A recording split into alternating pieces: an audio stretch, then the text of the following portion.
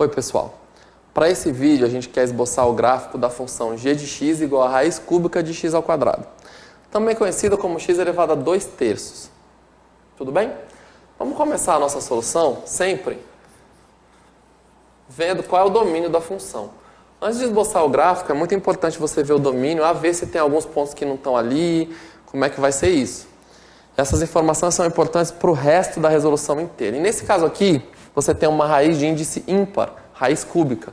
E aí eu quero chamar a atenção que raiz cúbica existe para todos os reais. Se fosse raiz quadrada, raiz quarta, raiz sexta, índice par, aí você tem que tomar cuidado porque daí os negativos estão fora.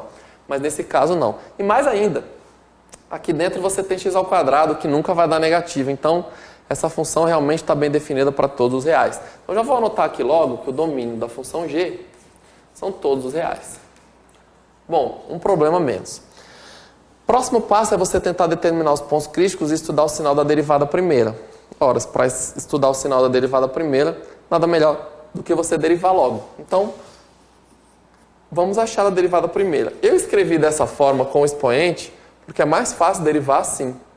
Quer dizer, você vai multiplicar por expoente e subtrair uma unidade. Então, derivando isso daqui, vai ficar 2/3 de x elevado a 2/3 menos uma unidade, que dá menos 1/3. Se você quiser visualizar isso daqui da forma que você está mais acostumado, esse menos aqui significa que você vai passar o x lá para baixo. E elevar a 1/3 é a raiz cúbica. Então, você poderia também escrever assim, ó, 2/3 raiz cúbica de x. Vamos dar uma olhada em quem são os pontos críticos. Os pontos críticos são os pontos do domínio da função onde a derivada é zero ou onde a derivada não existe. Então, a primeira coisa que você vai notar é o seguinte. A derivada nunca é zero, porque ela é uma fração, né? Aí, para uma fração ser zero, o numerador tem que ser zero. Só que o numerador é 2. Ou seja, não tem nem a variável x aqui. Isso não vai ser zero nunca. Mas tem um ponto em que a derivada não existe. E o ponto que a derivada não existe é zero aqui, ó. Veja que esse ponto, né, embaixo não pode zerar. E quando x é zero, o denominador dele é zero. Então, a derivada não está definida nesse ponto. Aí você se pergunta, o zero está no domínio da função? Sim, está. Então, nota que g' de zero não existe. Zero pertence ao domínio de g. Ou seja, zero é ponto crítico, porque é um ponto do domínio da função em que a derivada não está definida. Então, zero, x igual a zero, é ponto crítico. E mais do que isso, ele é o único ponto crítico da função. Porque você não tem nenhum outro ponto em que ela não existe e nenhum outro ponto em que ela é zero. Tudo bem? Vamos fazer aqui o sinal de g'. Olha que fácil. Você tem um zero, que é um ponto onde a derivada não existe. Eu já coloquei o símbolo ali de que não existe. E só, não tem mais nenhum ponto crítico. Então, basta você analisar essa expressão aqui, onde é que ela é negativa e onde ela é positiva. E é muito simples, né? Porque você tem a raiz cúbica de x, aqui esse 2 e 3 são positivos. Onde o x for negativo, a fração vai dar negativa.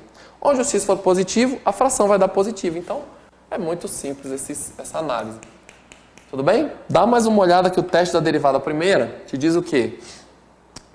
A sua função, a sua derivada está passando de menos para mais. Ou seja, a sua função decresce e depois cresce. Isso já te dá que o zero é um mínimo local. Muito bom. Então, você já descobriu que o zero é ponto crítico e é mínimo local. Beleza?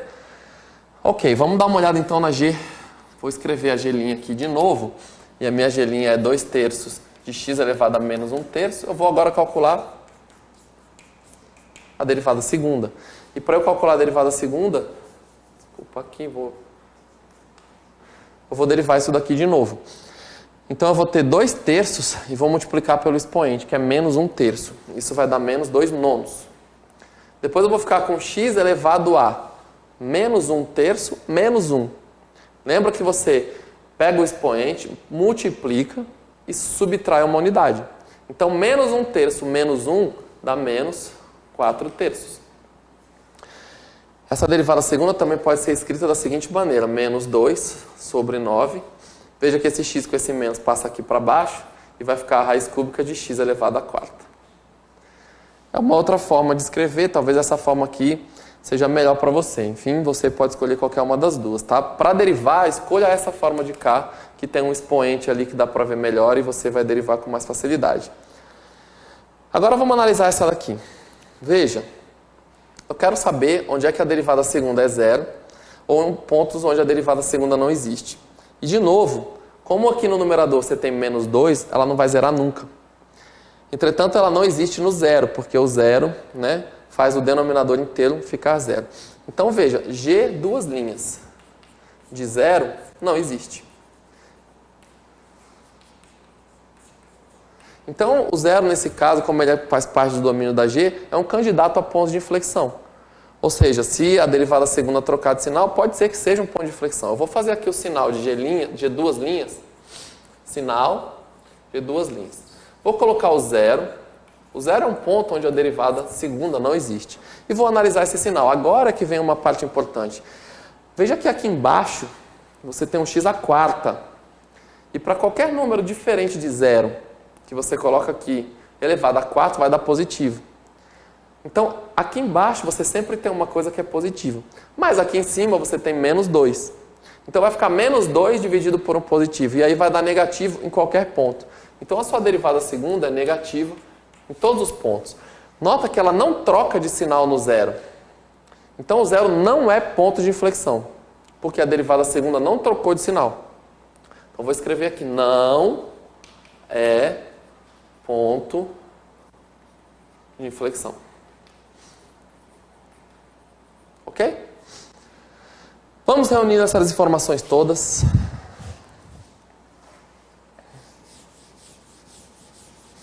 E vamos procurar assíntotas agora. Então, primeiro, o sinal da derivada primeira. Bom, primeiro o domínio, né? O domínio já está lá. Agora o sinal da derivada primeira. Eu já fiz no zero, ela não existe. Ela deu menos de um lado e mais do outro. Depois o sinal da derivada segunda. Eu já fiz aqui, ó, no zero. Ela não existe e ela deu menos de um lado e menos do outro. Ótimo. Agora eu vou procurar as assíntotas da função. A primeira coisa que você vai fazer é tentar achar as assíntotas verticais. Para você achar as assíntotas verticais, você tem que procurar os candidatos que são números que zeram algum denominador. Agora olha bem para cá, não tem denominador aqui, né? Você tem x elevado a 2/3. Então essa função de cara já não tem assíntota vertical nenhuma. Para você achar as assíntotas horizontais, você vai fazer o limite quando x tende para mais ou para menos infinito da função, né? Agora veja, tanto para mais como para menos infinito, como o x aqui está ao quadrado, esse número vai crescer muito. E a raiz cúbica de um número que cresce muito é outro número que cresce muito. Ou seja, o que eu estou tentando te dizer? Que esse limite é mais ou menos infinito. Aliás, é mais infinito sempre. Então, se esse limite não existe, porque deu mais infinito, e isso já quer dizer que o limite não existe, você também não tem assíntotas horizontais. Então, o que a gente conclui? Não há assíntotas, tá?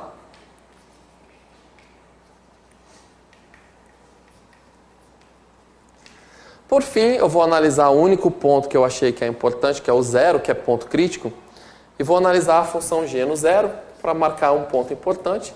E é claro que a raiz cúbica de zero é zero. Então, eu vou fazer aqui meu esboço. Vem aqui desse lado, por favor. Ó. Eu vou marcar aqui o ponto zero. Eu posso observar que a concavidade é sempre para baixo. A função vem do mais infinito, com a concavidade para baixo decrescendo. Passa aqui no zero. Depois disso, ela cresce com a concavidade para baixo, indo para mais infinito. Esse é o esboço da função. Veja que o gráfico da função tem um bico aqui no zero. Geometricamente, esse bico já significa que ela não é derivável no zero. Outra coisa, ela não tem assíntotas, tudo bem. Esse zero que era um mínimo local, agora que você já sabe que a sua função está crescendo, esse zero agora, com uma análise mais completa, ele é um mínimo global da sua função. Tudo bem? Não temos assíntotas, esse gráfico se assemelha a uma gaivota, né? As asas assim da gaivota e tal.